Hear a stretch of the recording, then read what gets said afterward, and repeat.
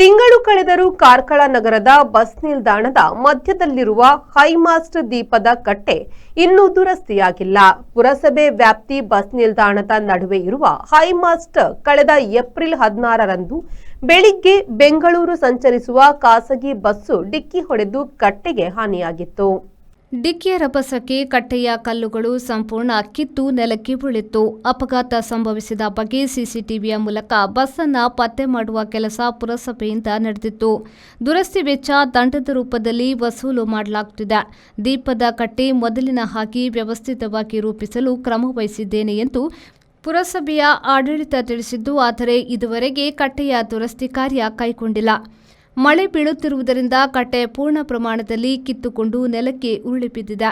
ತಕ್ಷಣ ಇದರ ದೃಷ್ಟಿಗೆ ಪುರಸಭೆ ಮುಂದಾಗಬೇಕೆಂದು ಪ್ರಯಾಣಿಕರು, ಬಸ್ಗಳ ಚಾಲಕರು, ಮಾಲಕರು ಹಾಗೂ ನಿರ್ವಾಹಕರು ಪುರಸಭೆಯ ಆಡಳಿತವನ್ನ ಒತ್ತಾಯಿಸುತ್ತಿದ್ದಾರೆ. KM Khaleel, V4 news, Karkala.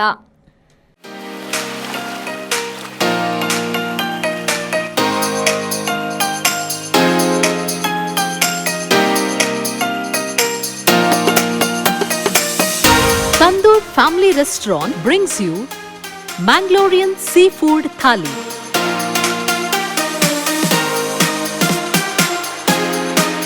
More than 12 varieties of items available in Thali.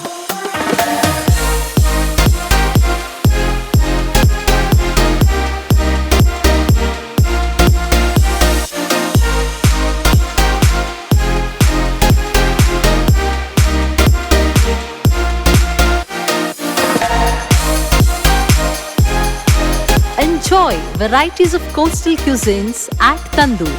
Tandoor Family Restaurant, Pintos Lane, Jail Road, Karangalpadi, Mangalore. Contact 7760 609090.